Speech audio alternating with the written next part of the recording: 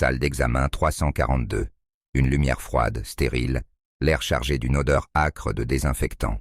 Les murs d'un blanc clinique. Le médecin, debout, observait distraitement les écrans qui affichaient des diagnostics automatisés en temps réel. Il n'avait pas eu besoin de toucher un patient depuis des années. Les machines faisaient tout le travail, de la prise de sang à l'analyse complexe des symptômes. Aujourd'hui, cependant, quelque chose ne fonctionnait pas. Un bug dans le système, un dysfonctionnement rare mais pas impossible. Les écrans clignotaient sans arriver à poser un diagnostic clair pour l'homme assis sur la table d'examen.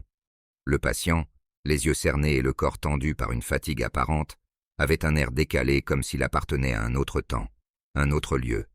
Ses cheveux étaient parsemés de gris, ses mains tremblaient légèrement, et son regard en perpétuel mouvement ne semblait pas arriver à se fixer. Les processus diagnostiques se relançaient automatiquement, mais les résultats restaient non concluants. Le médecin hésitait. « Je m'excuse pour l'attente », finit-il par dire en se tournant vers le patient. « Les machines ont du mal à, comprendre ce qui vous arrive. Pouvez-vous me parler de vos symptômes ?» L'homme leva lentement les yeux vers lui, son regard troublé et distant. « Ce n'est pas facile à expliquer, » murmura-t-il. « Je me sens déphasé, comme si je glissais entre des réalités, des mondes parallèles.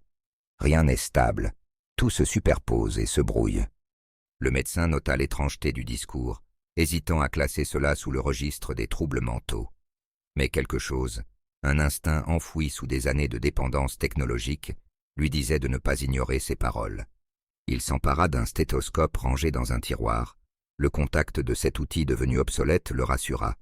Il posa l'extrémité froide contre la poitrine du patient, écoutant le souffle irrégulier d'un cœur fatigué. Ce simple geste si humain lui redonna confiance. « Vous parlez de réalités divergentes ?» demanda-t-il, le regard fixé sur les mouvements du thorax. « Avez-vous des vertiges, des nausées ?» Le patient acquiesça faiblement. « Oui, mais ce n'est pas seulement ça. Il y a des fragments, des bribes de souvenirs qui ne sont pas les miens, mais qui le sont en même temps. Des visages, des lieux. Tout est flou, mais je sais que je les connais d'une manière ou d'une autre. » Les machines tournaient à plein régime, tentant de donner un sens à ces mots. Mais le médecin savait déjà qu'elle n'allait rien trouver. C'était une situation pour laquelle elle n'avait pas été programmée. Le patient parlait de concepts qui échappaient aux algorithmes, des sensations, des réalités subjectives, des perceptions au-delà du quantifiable. « Et vous, avez-vous l'impression d'être poursuivi ou observé ?» demanda le médecin, tentant de démêler le délire de la réalité. Le patient eut un rire bref, sans joie. « Poursuivi ? Non. Observé ? Peut-être. Parfois je pense que c'est vous qui me regardez, à travers les reflets des écrans, comme une ombre. Comme si je vivais plusieurs vies en même temps, mais jamais la bonne. » Le médecin fronça les sourcils. Les propos du patient résonnaient étrangement. Une sensation de déjà-vu le submergea soudain. Il plongea pour la première fois depuis longtemps dans une introspection silencieuse. « Pourquoi êtes-vous venu me voir ?» demanda-t-il d'une voix adoucie. Le patient cligna des yeux, l'air un peu perdu. « Parce que je ne pouvais aller nulle part ailleurs. Parce que c'est ici que tout converge, docteur. Chaque décision que j'ai prise, chaque choix que j'ai fait, m'a conduit ici, à vous.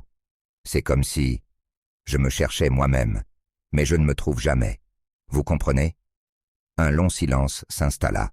Le médecin ressentait une étrange familiarité dans ses déclarations. Quelque chose lui disait de prêter attention.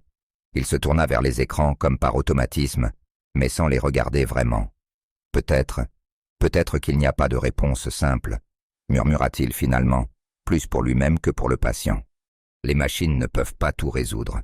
Certaines choses échappent à leur logique. » Le patient sourit faiblement, une tristesse dans les yeux. « Vous savez, je crois que je suis déjà venu ici, dans une autre vie, un autre temps. Et je crois que vous aussi, vous avez été moi, dans une certaine mesure.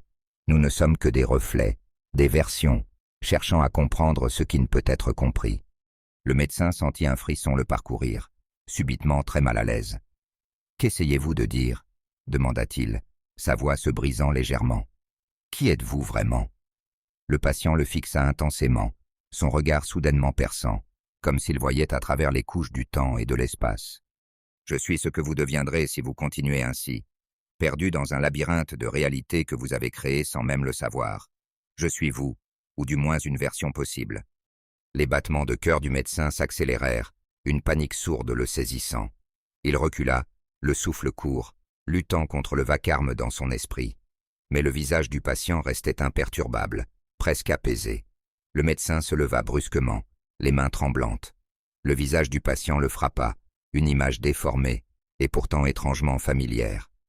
« Vous mentez, » murmura-t-il, une pointe de désespoir dans la voix. « Ce n'est pas possible. Ce n'est pas... » Le patient ne répondit pas, se contentant de le regarder avec une compassion infinie, comme un frère perdu dans le même cauchemar. Le médecin, pris entre la réalité tangible de la pièce et le vertige d'une folie qui semblait s'infiltrer en lui, recula jusqu'à heurter le mur. La salle, soudain trop étroite, semblait amplifier ses pensées dissonantes. Il ferma les yeux, cherchant un refuge dans l'obscurité. Mais même là, les mots du patient le poursuivaient.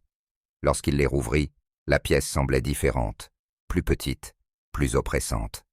Les écrans affichaient des données incohérentes, un kaléidoscope de chiffres et de lettres sans signification. Le patient le regardait toujours. « Peut-être que c'est juste un rêve, » murmura-t-il, sa voix perdue dans le silence artificiel de la salle. « Ou peut-être que je suis en train de perdre la tête. » Le patient ne fit aucun geste, mais son regard parlait pour lui. Le médecin sentit la froideur des murs contre son dos, et pour la première fois, il se demanda si le monde qui l'entourait n'était pas une illusion fragile, prête à s'effondrer à tout moment. Tout semblait se figer.